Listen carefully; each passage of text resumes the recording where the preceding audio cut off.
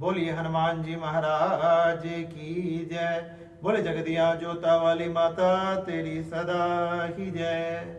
मैं विशाल शर्मा आपके सामने हम गुप्त नवरात्रों पर चर्चा कर रहे थे। गुप्त नवरात्रों में प्रथम दिवस में माँ काली की पूजा की जाती है। एक समय की बात है जब दारुक नाम के दैत्य ने श्री ब्रह्मा जी की तपस्या की और घोर तपस्या कर कर ब्रह्मा जी को प्रसन्न किया। ब्रह्मा जी ने प्रसन्न होकर उसे वरदान दिया। उससे पूछा कि तू वरदान में क्या मांगना चाहता है? तो उसने कहा मैं अजर और अमर होना चाहता हूँ। ब्रह्मा जी ने कहा ये वरदान देना मेरे हाथ में नहीं है, क्योंकि जो आया है सो जाएगा, इसलिए मैं किसी को अमर नहीं कर सकता।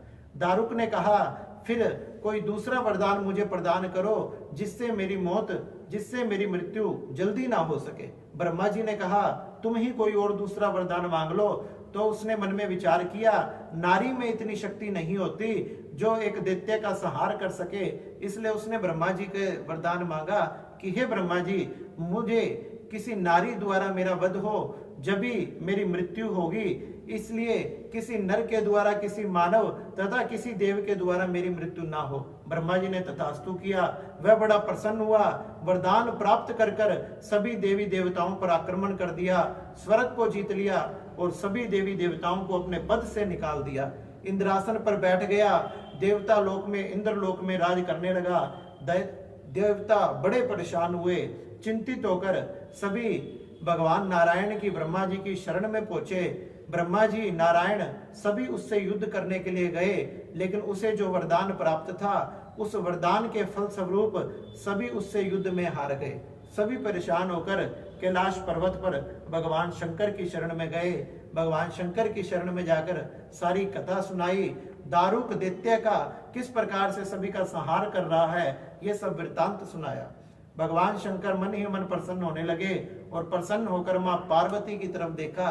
और जैसे ही माँ पार्वती की तरफ देखा, मन ही मन माँ पार्वती को कहा कि हे पार्वती, इन देवताओं की रक्षा कीजिए, जगत का कल्याण कीजिए और उस दैत्य का संहार कीजिए।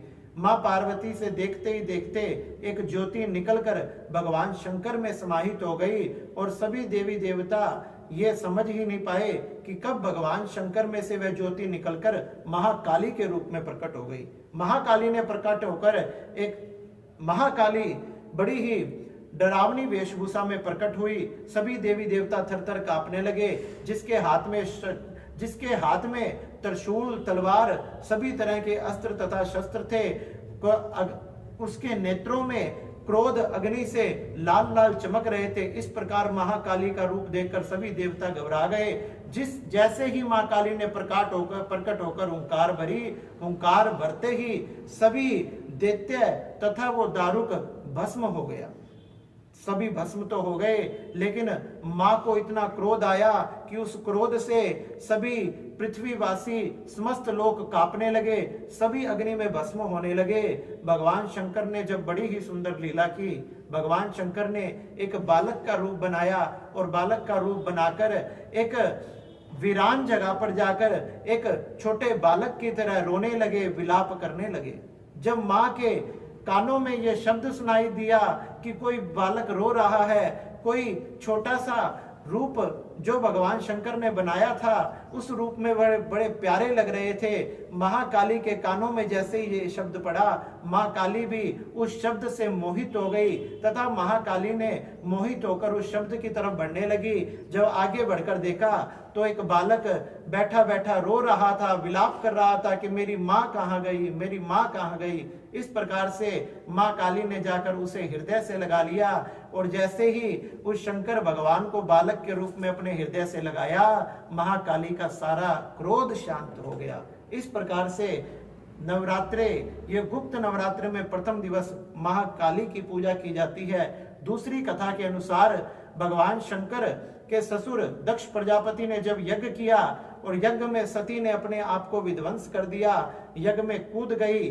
जब भगवान शंकर के पास सभी उनके गण भागे भागे आए तो भगवान शंकर को बड़ा क्रोध आया और शिव पुराण के अनुसार भगवान ने अपनी जटा पृथ्वी पर देकर मारी। उस जटा में से, एक जटा में से वीरभद्र तथा दूसरी जटा में से महाकाली प्रकट हुई और दोनों ने जाकर सारा यज्ञ विध्वंस कर दिया। इस प्रकार से महाकाली के प्रकट होने की कथा बड़ी ही सुंदर है। जो इस महाकाली की कथा को गुप्त नवरात्रे के प्रथम दिवस सुनता है उसका बड़ा कल्याण होता है तथा महाकाली सबकी मनोकामनाओं को पूर्ण करने वाली तथा सबकी अकाल मृत्यु को हरने वाली, सभी रोगों को हरने वाली है। माँ गुप्त नवरात्रे के प्रथम दिवस में महाकाली की पूजा करनी चाहिए। उनको गुड़ प्रसाद वगैरह, लड्डू या 2 पतासे, 2 लौंग अर्पित करने चाहिए, जिससे महाकाली बड़ी प्रसन्न होती है। लाल रंग के फलों से माँ बड़ी प्रसन्न होती है। इस प्रकार गुप्त रूप से माँ काली की पूजा करनी चाहिए। माँ काली अपने सभी भक्तों का कल्याण करती है। बोलिए जगदियां जोता वाली माता तेरी सदा ही जय।